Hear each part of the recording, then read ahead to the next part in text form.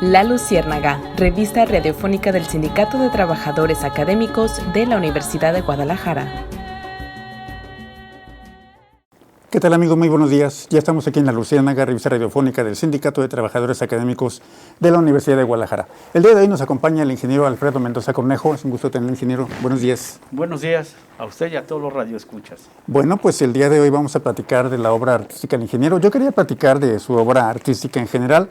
Él hace escultura, él hace pintura, desde luego poesía. El día de hoy vamos a hablar de la poesía. De la poesía. Y sepan ustedes, amigos, que en este tiempo de confinamiento el ingeniero se dio la tarea de escribir sobre la pandemia.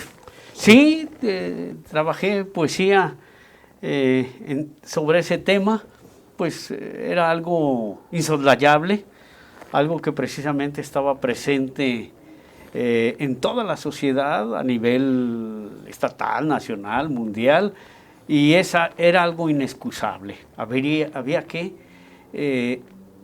tratarlo a nuestra manera, poéticamente. ¿Qué podía rescatar la poesía de esa tragedia que ha padecido la humanidad hasta estos momentos? Y que padecimos y que a todos nos obligó a una reflexión interna, que nos obligó a revalorar, a sentir nuevamente la necesidad de humanidad. Así es.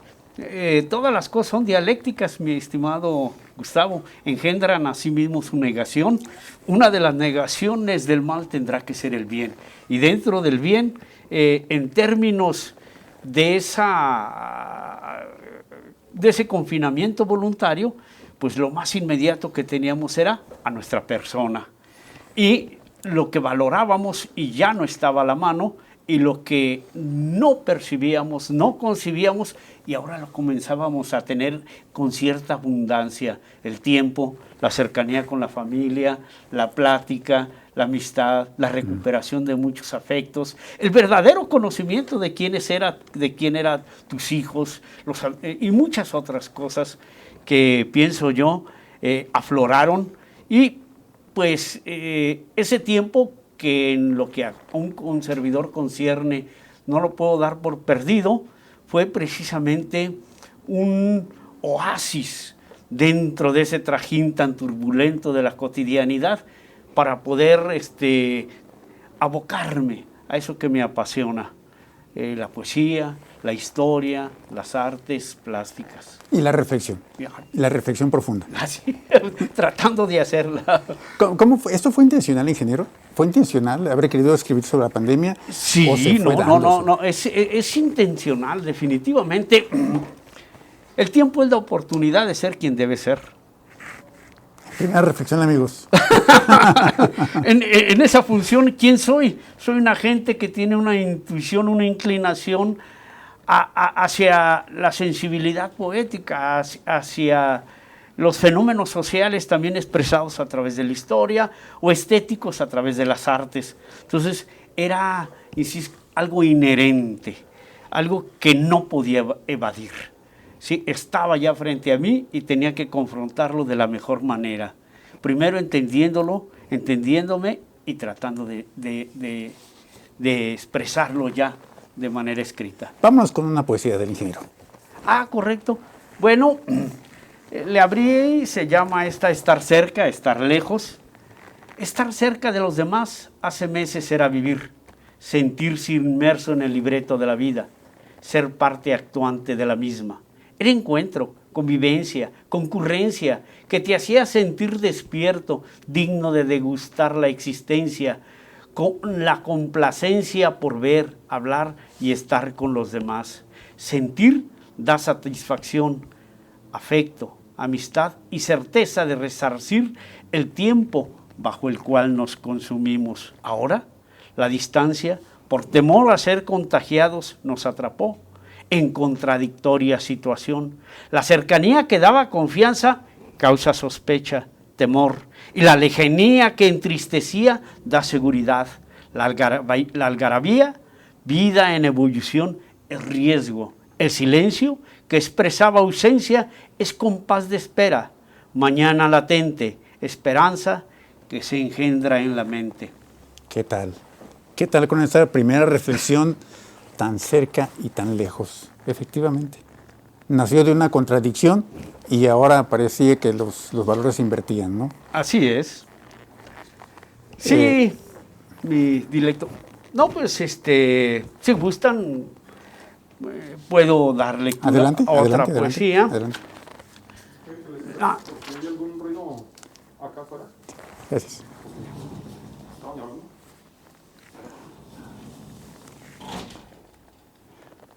Adelante, Gendro, adelante. quiero hacer la aclaración que este documento, poemario, poesía, que no fue el único trabajo, hay otro que un día espero presentar, que se llama Poemario para Ateos, ¿en qué creen los que no creen? Es algo muy Y singular. vamos a platicar sobre eso. Al menos en otra ocasión no traje el documento, no traje el poemario ese. Pero hay también una memoria sobre lo que ocurría en mi entorno directo, en mi relación, en primer lugar con un servidor, mi esposa, mis hijos, y esa cotidianidad que cambiaba. Pero vamos a atacar el poemario Pandemia. La pandemia, continuamos. Se llama Hombres y Mujeres de la Salud. La demanda abruma el hospital. Las salas están saturadas. Los respiradores ocupados. La morgue es muerte apilada. Ojos desorbitados. El personal va y viene con evidente emergencia. No hablan. Basta una señal para saber lo que necesitan. Solidarios se apoyan unos a otros. Pacientes intubados, en coma inducida, colocados boca abajo. Otros con delirantes movimientos, suplicante mirada que pide aire, auxilio, vida. Unos con notorio miedo, otros con serena aceptación de que la vida se acaba. Inconscientes unos, otros sufren, todos atendidos para mantenerlos vivos, con ánimos, con esperanzas, para ayudarles a despedirse entre voces grabadas por sus seres queridos, que con amables palabras les dan las gracias, les dicen, vete tranquilo, aquí nosotros nos cuidamos. No te olvidamos, el personal médico dentro de overoles, viendo a través de los goggles y la careta, respirando atrás de su mascarilla, sus manos cubiertas con guantes y su calzado dentro de bolsas de plástico, acalorados, rodando el sudor por su rostro, empañados los protectores de sus ojos, emitiendo sonidos extraños por su voz distorsionada por la mascarilla y su rostro quemado por el calor del plástico y la presión. Horas que se hacen cortas, pesadas, sufridas, horas que cansan, reconfortan y obligan a retirarse al término de la jornada. Se quitan los guantes, el overol, la bata, la careta, los gogles, la mascarilla, y aparecen las marcas en su rostro, piel hundida, deformado la cara, envejecido.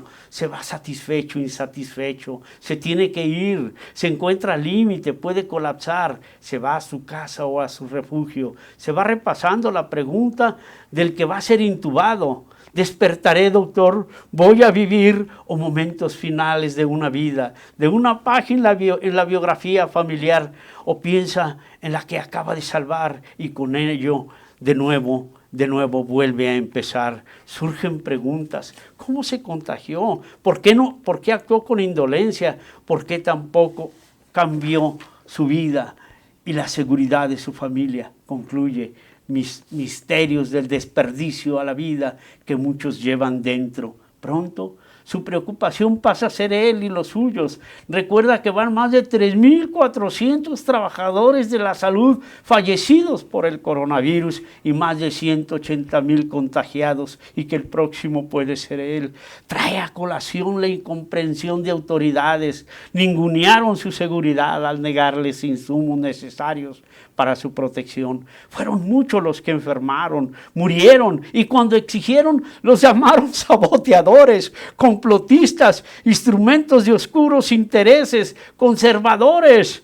No le importaba a la autoridad federal ver cómo caían enfermos o muertos. Tuvieron que resistir, reclamar, denunciar, exhibir el peligro al que los exponían. Y después La ignorancia atada a la intolerancia se sumó al maltrato y agredió a médicos y enfermeras. Los ofendió y expulsó de donde le fue posible a la chusma energúmenos, finalmente aislados, que aún deambulan desafiando la vida, propagando la muerte. Y se da ánimos a recordar también cómo la sociedad se volcó a justipreciar la heroica labor de los trabajadores de la salud. Se les reconoció su calidad humana, su entrega y el valor de su conocimiento. Lo que se diga, haga y dé será insuficiente para saldar la deuda que con ellos la sociedad tiene. Una gran reflexión, una gran reflexión, una gran sensibilidad para valorar a este personal de la salud que efectivamente, no retórico, son la primera línea de batalla y están expuestos y estuvieron expuestos, muchos de ellos ya fallecidos, amigos nuestros, lamentablemente, que se han ido en esas circunstancias. No cabe más que pensar que esto es un homenaje, es una reflexión, homenaje a estos trabajadores de la salud, en donde cabe decir no solamente el personal médico, las enfermeras, los químicos, el personal todo de salud que están ahí en entrega, vale la pena. Y como usted dice en el párrafo final del poema, ninguna palabra será suficiente. Así es. Le comento que la pandemia, aparte de la enfermedad y muerte, trajo profundos problemas de pobreza. Una pobreza que se expresa entre 8 y 10 millones de pobres en condición extrema, o unos 12 millones de pobres que se suman a los ya existentes, al casi 50% de mexicanos que se encuentran en esa circunstancia. Amén de más de 1 millón de pequeñas microempresas, pequeñas y medianas, que quebraron. Y muchos que cayeron en una depauperación, en un empobrecimiento de carácter social muy amplio. Eso me llevó a pensar con algunas otras cosas que observaba, que paralelamente se hacía presente un tipo de violencia muy singular, no nada más en el país, sino en todo el mundo, en donde la toma de los espacios, el reclamo, la destrucción, como lo pudimos ver en cierta forma el Día de la Mujer en todo el mundo. No se debe localizar y en nuestras entidades hay en ciertos sectores esa pues, ¿cómo la llamo? Frustración tan profunda, esa negación a la existencia tan dura que se les ha asignado. Eso lo recordé con la película Guasón o Joker, y de alguna suerte lo hilvané, porque le quité el sentido individual y le di un sentido profundo, porque a pesar de estar encerrados, porque a pesar de la pandemia, porque a pesar de todo lo que existía dentro del ente, dentro de cada uno de nosotros sigue trabajando esa necesidad de superarse. Se llama Guasones. A ver. Vidas desperdiciadas. En las ciudades del mundo, sus habitantes se debaten en cotidiana lucha por alcanzar el título de ganadores. No son muchos los que lo obtienen. Los más deben conformarse con lo aceptable, y quienes ni ello logran, ni lo necesario alcanzan, son vidas desperdiciadas para el sistema, perdedores de los perdedores que viven la incertidumbre del desempleo, la pobreza, el miedo, el vandalismo, son los guasones de la vida, hijos de la tragedia, el abandono, de infancia deformada que se aferra como destino, acicateada por la adversa realidad. Hechos que suman y sumen en la frustración, del resentimiento, de la autodesvaloración, que lleva a verse como objeto de menosprecio, de conmiseración. Vida que se limita a la sobrevivencia, que poco o nada cuentan, existencia callejera de televisor y redes sociales que hacen de sus días el papel de extras en la película de la existencia, comedia y tragedia que se retroalimentan, chaqueta de dos vistas que a diario llevan puesta, hazme reír del sinsentido, de la pobreza que acorrala, exprime, extorsiona, presas de la ansiedad y la esquizofrenia, atravesada por la vana ilusión, que su suerte cambie a pesar de que la vida los contraríe, vidas que suben la empinada escalera, su cotidiano calvario, y caen de ella rodando, y vuelven a subir con el ánimo a rastras y el andar derrotado, con hombros arqueados, la esperanza y la desesperanza a la carta, pero resistentes a los golpes que rompen el sueño, cierran caminos, invitan al vicio, al suicidio. La soledad abona la única felicidad posible que les es dable en sus sueños de despierto, para adulterar la realidad y darse sentido fijo, inmutable, clavado en el mañana, que representan el éxito imaginado y el estallar con un ya basta. Su felicidad no está en el ayer ni en el hoy, se encuentra en el mañana, de allá la espera, siempre está por llegar, siempre por esperar, nunca por materializarse. Todos los días se enfundan la máscara y el traje con el que creen serán aceptados, y no delatará su condición de fracasados, de pepenadores, recicladores y reciclados de la sociedad de consumo. Al concluir el día, frente al televisor, recorren lo acontecido y dicen: soy ignorado, tapete de los de arriba, y se sueltan a soñar como válvula de escape, motivados por imágenes del televisor, y aparece la oportunidad de brillar, de ser amado, respetado y aún temido en medio de sus carcajadas y sus ríos de dopamina. Algo interrumpe su sueño, apaga el televisor y se va pensando: mañana será otro día. En este mundo de locos, ante ello solo cabe sobrevivir al hostil interés de la mayoría, hasta que hartos hagamos la diferencia, la ruptura en medio de la violencia, el saqueo, la demanda social y el miedo. Mientras todos duermen, las diferencias entre ricos y pobres se acrecientan, se hacen abismales, criminales, repugnantes, y en el sueño repite: vaya tomadura de pelo, eso de iguales oportunidades, si de siempre he sido ninguneado. Por ello hay que crecer el infierno de afuera, hay que incendiar hasta quedar en cenizas, y en medio del fragor, del calor y del resplandor de las llamas, los gritos de vida y muerte exclamar: existo, cuento, hasta que finalmente sé quién soy y cuánto valgo en mi consigna de sembrar el infierno. Otro día, un mal día, de una mala vida, causada por una mala broma, toman una mala decisión: jugarse la vida, abrir la puerta de la sinrazón, tomar conciencia de que su existencia es una lastimera comedia de humor negro, muerte en vida que se mofa del papel que juegan, muerte que puede tener más sentido del que tiene su pobre vida. Noticia de última hora: se inició el incendio, la violencia y la rapiña colectiva. Buenísimo, buenísimo. Esta es la voz de los desprotegidos. Esta es la voz de los extras de su propia vida. Así lo dice en su poema, de los reciclados, en donde, pues lamentablemente, muchos han caído. A lo mejor hemos caído. Bueno, pues estos son los poemas de Alfredo Mendoza Cornejo. Son reflexiones, son poemas, son prosa poética que habla de la vida, de la condición actual que estamos viviendo en la pandemia. Estamos aquí en La Luciérnaga, revista radiofónica del Sindicato de Trabajadores Académicos de la Universidad de Guadalajara.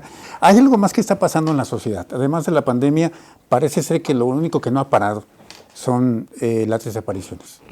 Lo único que no ha parado es la violencia. Así es. En algún momento José María Murguía, el distinguido historiador jalisciense, comentaba de que mucho cuidado porque puede haber más muertos por otras situaciones que por la pandemia. Vamos a una reflexión que usted hizo con un poema. Sí, hay varios poemas, porque no se puede evadir esto. En particular me asombró la fosa con 172 cuerpos en Tonalá, y en donde de manera muy singular, nadie se había percatado, nadie se había dado cuenta. Yo pienso que hemos caído a un elemento más que profundiza una de las características de la sociedad, desgraciadamente la simulación. Nadie veía nada. Se llama fosas clandestinas. Adelante. Levantados, torturados, asesinados y desaparecidos en fosas clandestinas. Duelo, pena y dolor inician un tortuoso camino angustiante y probablemente sin final. Búsqueda del ser perdido, del ser amado, del que no se puede dejar en medio del olvido, en la inconsciencia del no saber qué fue de él. Espera ansiedad a perpetuidad, días y noches, meses y años, vida que pregunta, que espera, que se duele, que se estruja, que llora, que ruega, vida en el martirio de la incertidumbre, entre sí vive que la esperanza da y el no que la desesperanza entrega. Años para explicar, olvidar y tal vez perdonar.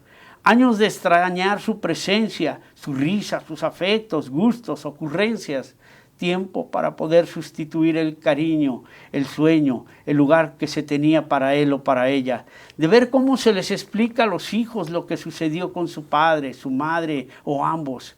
Angustia que hierve por dentro, que no da tregua, sosiego, que reclama seguir la búsqueda, el rezo, la fe. Ansiedad que reclama, busca y seguir escudriñando, llorar y seguir llorando, extrañar y continuar extrañándolo, amar y no dejar de amarlo. Todo menos rendición, esa no cabe en la última trinchera que es la ilusión, que el amor y la sangre fraterna crean hasta no saber si vive y si no, en dónde están sus restos y llevarlo a un lugar en donde repose, llorarle, platicarle, rezarle y aún reclamarle.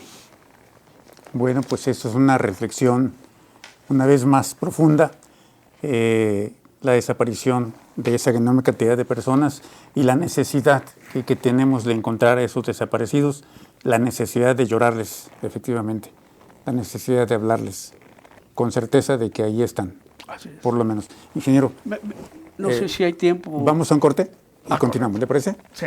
Estamos en La Luciérnaga, revista radiofónica del Sindicato de Trabajadores Académicos de la Universidad de Guadalajara, y estamos conversando con el ingeniero Alfredo Mendoza Cornejo sobre su trabajo literario en este periodo de pandemia. Vamos a un corte y regresamos.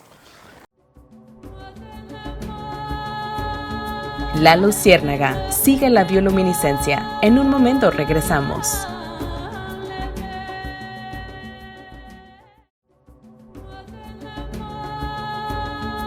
La Luciérnaga sigue las bioluminiscencias.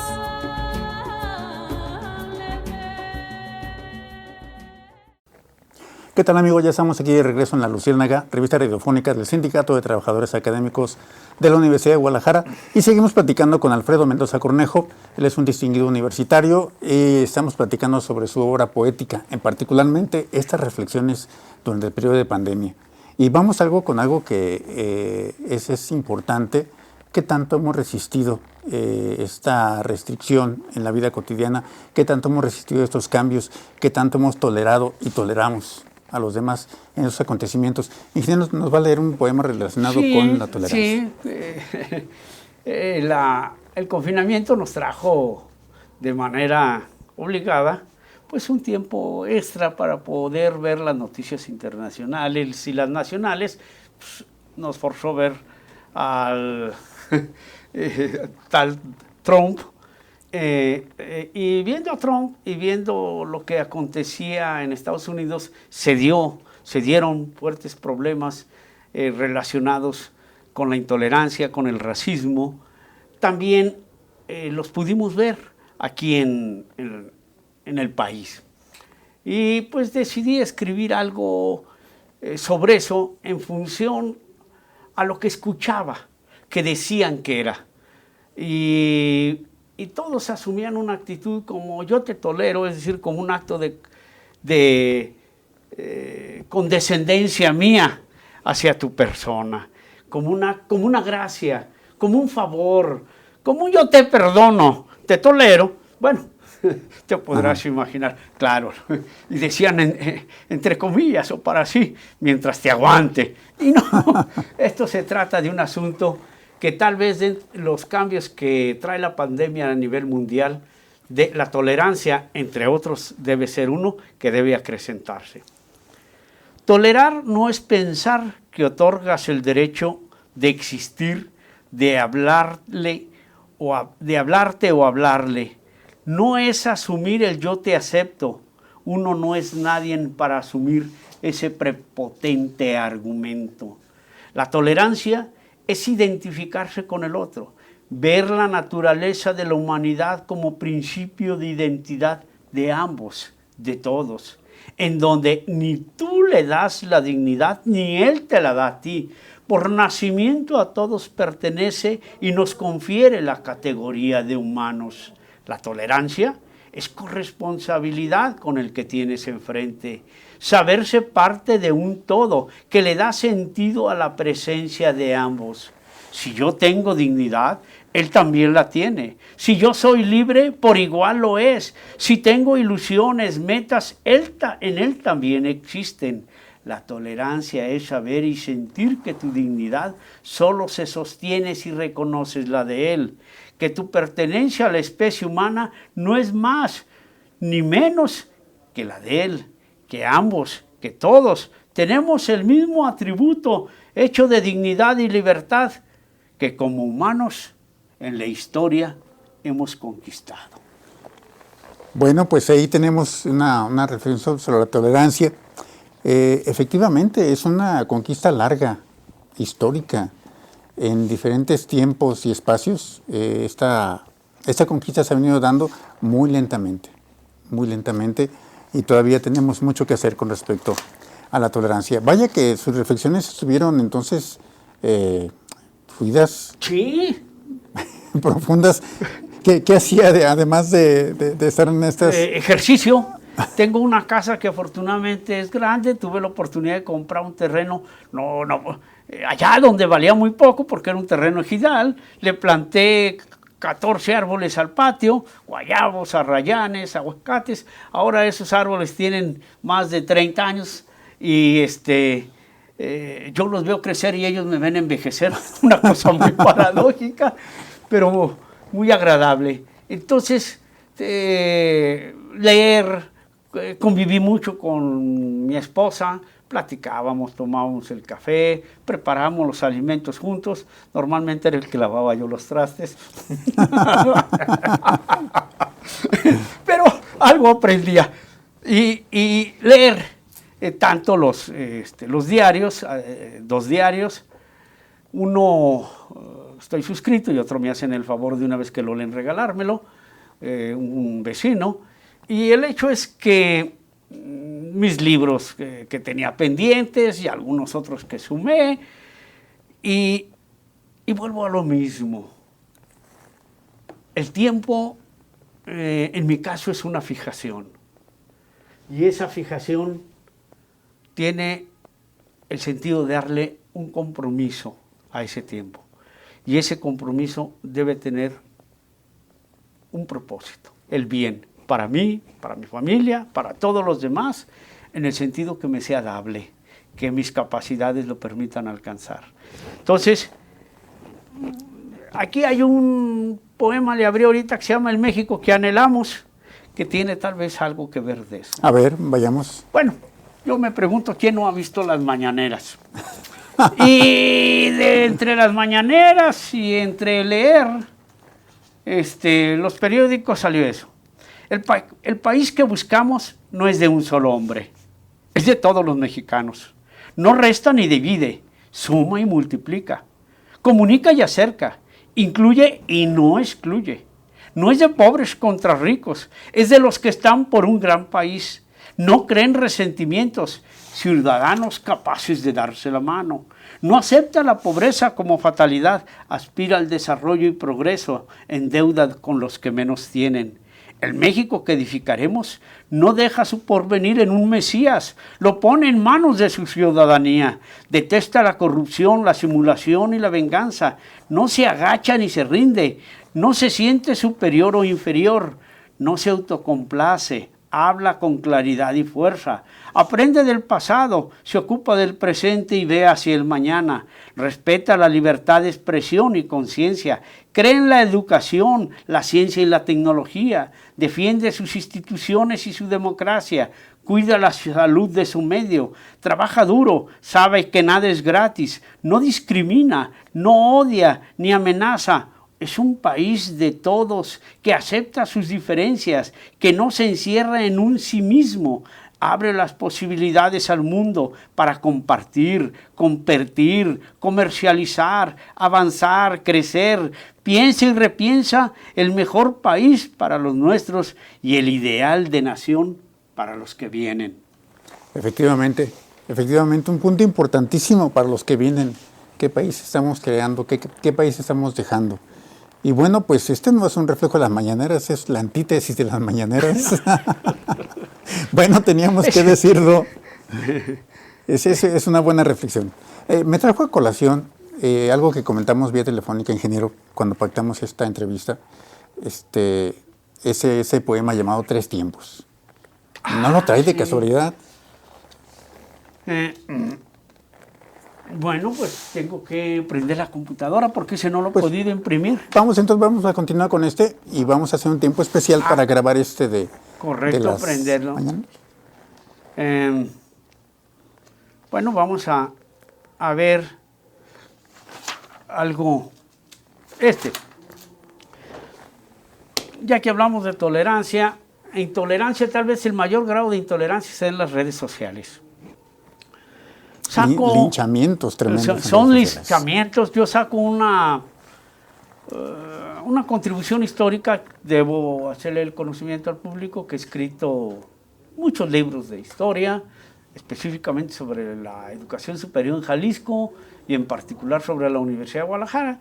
Y cuando saco una fotografía que, por ejemplo, trae una visita de un presidente a la universidad con un motivo oficial o de propuesta, o a inaugurar algunas de las obras que promovió, pues aparecen las autoridades universitarias y los líderes estudiantiles y magisteriales, y entonces se suelta una catarata de personas que, con un cliché generalizado en ocasiones en donde hay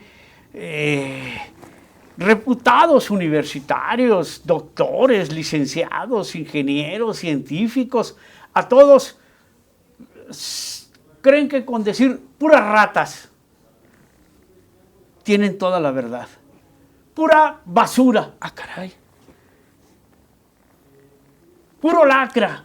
Cualquier persona de esas va a brillar o va a pasar a la historia sin ninguna duda, al nivel que le corresponde, a nivel estatal, municipal. La mayoría han sido gente creciente. Nuestra universidad es una prueba fehaciente de esa contribución y de ese desarrollo. Está haciendo en este momento, además. Sí. Esperamos que en el futuro nos digan lo mismo. Pero ese es el problema. Entonces, la intolerancia y redes sociales. Hay muchos. Escribí sobre las redes sociales, en fin, este es uno, ya le abrí aquí y lo vamos a leer. La ignorancia alimenta prejuicios que incuban intolerancia y fanatismo. Ignorancia que desprecia el entenderse a sí mismo y al medio que lo rodea. Intolerancia animada por la frustración y el resentimiento, que arriban en odio irracional. Odia contra todo lo que se sale de su mundo, de su alcance, de su comprensión, de lo que es diferente a él, y aún de desprecio por lo que es o fue.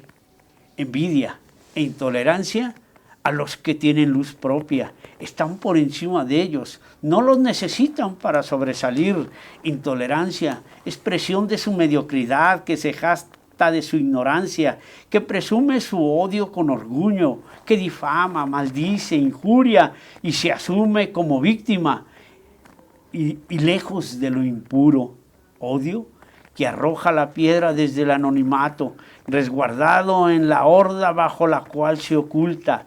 Plaga que agrede aquí y allá, para provocar, reventar, dividir, confundir, anular, hacerse sentir. Expresiones que brotan por doquier, con otro vituperio, que repiten hasta el infinito por su pobre vocabulario, y que todos y por todo endosan odio que agrede vivos o muertos, insulto y resentimiento que anulan el diálogo y colocan al borde de la barbarie. Efectivamente, efectivamente. Esa intolerancia en redes sociales lamentablemente es común y es una forma fácil de vituperar. Hay que conocer la historia, hay que conocer la profundidad para sopesar y para hacer un juicio de valor justo, apropiado. Y además hay que tener el lenguaje apropiado para expresarlo, porque usted lo dice aquí, se jacta de su ignorancia. Sí, yo diría tal vez hasta de su estupidez. Oiga, decirle al doctor Barba Rubio, al ingeniero Jorge Matute Remus, o al doctor Mendiola Horta, o esos personajes históricos que tanto han hecho en la sociedad, que formaron 50 y tantas generaciones cada uno de ellos, de médicos, de abogados, de ingenieros, de arquitectos, parásitos, sátrapas, ratas, hijo de su madre. Es decir, esta persona no tiene más que simple y sencillamente un odio inoculado, que le penetró, le filtró hasta los tuétanos, hasta el hueso. Y una visión muy pobre. Sí. Una visión muy pobre. No conocer a Ramón Córdoba, por ejemplo, la gran contribución de Ramón Córdoba en los tiempos precisamente de Mendiola Horta, ¿no? Sí. Decir Ramón Córdoba es decir la formalización de la facultad de odontología, del estudio de la odontología, del conocimiento de la odontología, de la defensa de la Universidad de Guadalajara en los momentos más álgidos, en los 30s, cuando estuvo en la dirección... En el cierre de la universidad. En el cierre de la universidad, cuando estuvo en la Dirección General de Estudios Superiores, cuando pasó a la universidad, cuando lucharon todos por reabrirla en 1937 con un espíritu progresista. Así es. Cuando resistieron a ese embate tan fuerte de los tecos y de todas las autoridades y comunidad universitaria de la UNAM, que los incorporó desde 1935 ilegalmente, porque su capacidad de incorporación era nada más al Distrito Federal y a los territorios federales. Y Jalisco no era un territorio federal, era un estado libre y soberano, y tenía su propia constitución y su propia reglamentación en torno a la incorporación. Pero siempre los apoyó, y bueno, no tiene caso. Pero ya fue algo tremendo. Todo aquello para comentar precisamente el valor de la Universidad de Guadalajara y los personajes que por ella han transitado. Nos sentimos altamente orgullosos y además lo que yo les platico, los que les puedo platicar al respecto, lo he aprendido en los libros de Alfredo Mendoza Cornejo. Hombre, tengo que decirlo. Tengo que decirlo. Muy agradecido. ¿Vamos con otro poema, ingeniero? El que usted, vamos, pues ya no hay ni... hay tantas formas, hay tanta... vamos a ver, vamos a regresar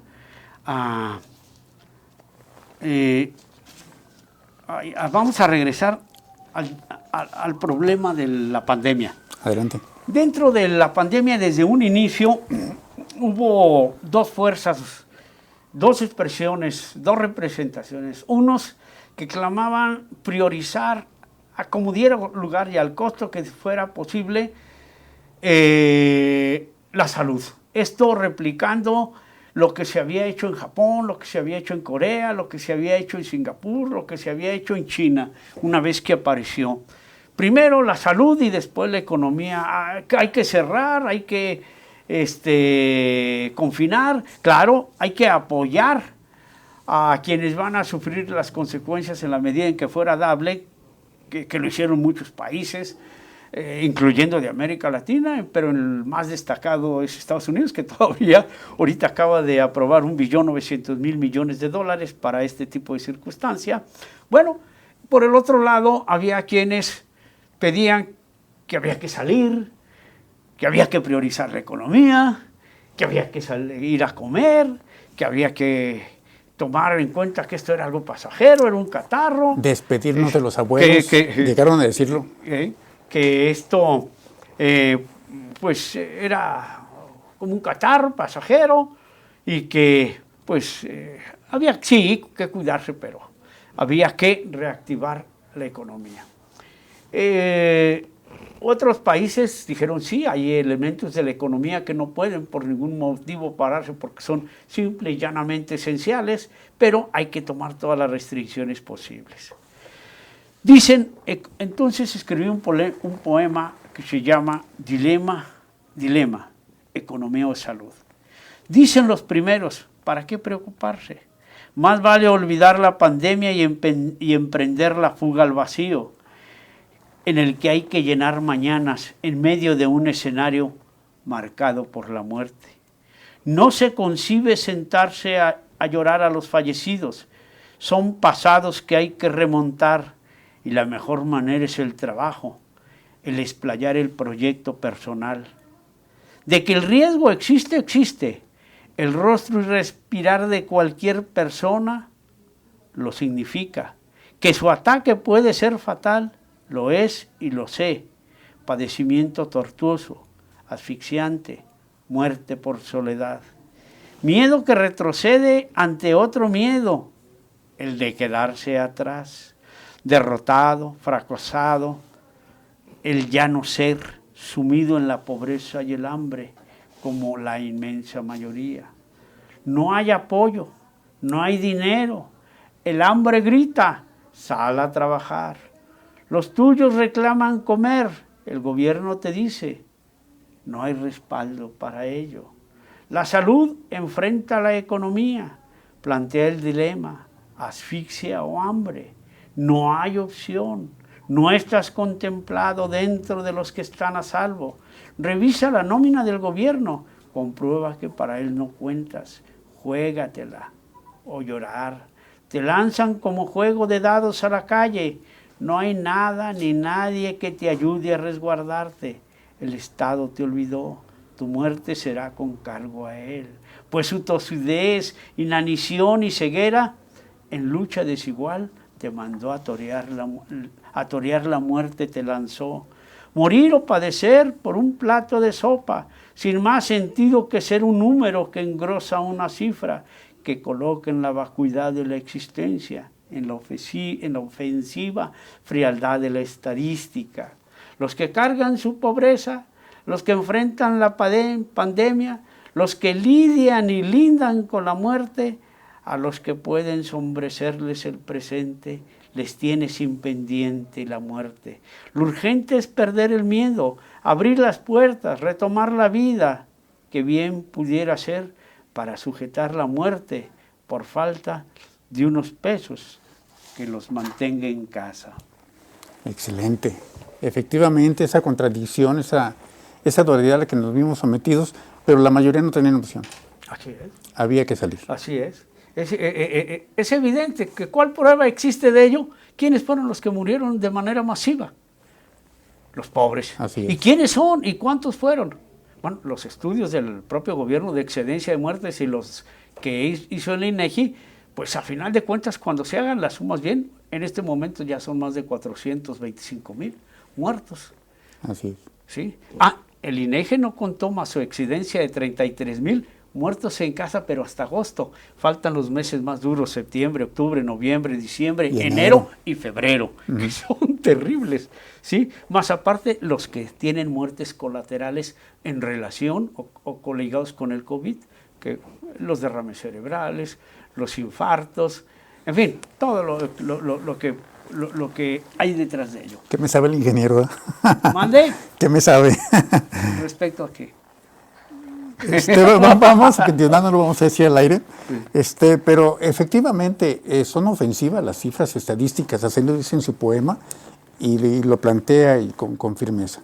Son ofensivas las cifras estadísticas de muerte, de necesidad, de hambre. ¿Qué significa ocultar la muerte? Bueno, significa simple y sencillamente disminuir cuando estábamos pocos, pero ya era el 2.5 más de cada uno. Si decían 200, en realidad llevan 650, si decían 500 ya iban 1500, entonces el ir disminuyéndole la percepción de peligrosidad de la pandemia, de la enfermedad y el número de muertes, concitaba a las gentes a jugársela de una manera en ocasiones indolente, porque tenían una información equívoca al respecto, que sumada a otras políticas ya se domó la pandemia, creo que 20 y tantas veces se ha dicho, ya se aplanó la curva. Ya se aplanó la curva, 46, ya vamos saliendo, 56, entonces el 8 de mayo es el punto álgido de la pandemia. No, es el 10, no, es el 12. Abrimos el 1 de junio, ya casi todo tranquilo. ¿Y qué pasa? Pues yo puedo deducir que la estrategia es que no la hubo. No hubo más que uno actuar en función a lo que iba saliendo. Uh-huh. Tratando de explicar, tratando de justificar la mayoría de las veces los acontecimientos y parcializados. ¿Y por qué? Bueno, porque allí el gobierno puso todos los huevos en la canasta. Creyó en que Hugo Gatell lo iba a sacar y las estrategias de Hugo Gatell. Cuando no funcionaron, como no puede admitir ningún error, ningún fracaso,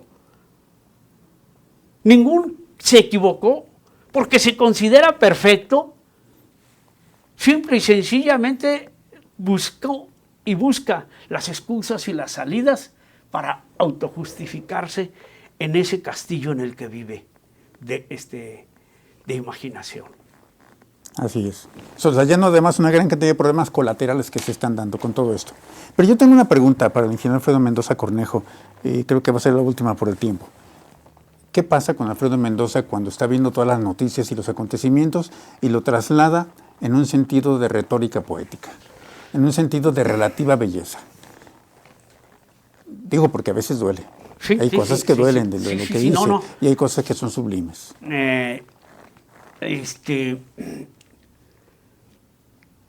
Primero, existe el meollo del asunto, el punto central, el quid, y entiendes y lo dimensionas en su trascendencia. Pero tú debes de transmitirlo de otra suerte que no sea en lo que hacen, sin duda, miles de instancias en el país. Televisoras, radiofusoras, las redes, los periódicos, la prensa, todo. Te aseguro que son miles, o decenas, si no decenas de miles, sí, muchos miles de medios, que lo transmiten igual, que lo repiten igual, que lo dicen, claro, cada uno con su línea editorial en cuanto a la carga política que le dan, que también ya está bien bifurcada. Polarizada, así es. Con unos o contra los otros, porque a final de cuentas se ha partido el país en una manera muy clara. Entonces, ¿qué es lo que hago yo? Bueno, tratar de darle un sentido más humano, más estético, más generalizado, y que agrade a la persona, que le haga sentir un momento agradable en los casos, que así se trata, o bien de razonamiento profundo,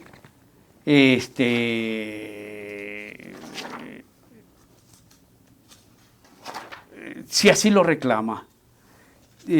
Estaba buscando una poesía, la que sea, pero que no tenga que ver con estas cuestiones ¿de la pandemia? De la pandemia. Pues me debe uno, el de los 11 de Tonalá. Ah, sí. ¿Le parece bien? Sí. Sí, no, sí, cómo no, pero está también en la computadora, y es que este poema definitivamente no dio tiempo para escribir poesía romántica o cosas por el estilo. Todo es algo duro, Cuando matan gente inocente, trabajadora, cuando acaban con biografías, vidas, existencias, es algo terrible. Todos tuvimos conocimiento de que el sábado pasado 11 trabajadores de la construcción, albañiles, peones, maestros cuchara, media cuchara, fueron asesinados de una manera totalmente injustificable. Brutal. Brutal. Sábado por la tarde. Concluida la jornada de la semana, 11 trabajadores de la construcción esperan su paga. Mientras ello sucede, platican, bromean, ríen. Se aproxima una camioneta, se detiene frente a ellos y los rafaguea. No me dio palabra, solo el ruido ensordecedor de las armas. No supieron de por qué morían, ni de parte de quién. Después, silencio, cuerpos tirados, sangre escurriendo, encharcándose, muros perforados, salpicados de rojo. Bastaron segundos para acabar vidas, mañana, sueños, tranquilidad, sustento y dejar muerte, desamparo, incertidumbre, miedo, vidas, viudas, huérfanos, familias adoloridas, indefensas y mil preguntas. ¿Por qué tanta maldad, crueldad, perversidad, orfandad, abandono, del cielo y de la tierra, para los que menos tienen? Fueron 11, les lloraron hasta quedar ciegos, se les hundió el dolor hasta el último rincón del cuerpo y la pena los ahogó para quitarles el habla, asfixiarles la vida, los velaron y sepultaron.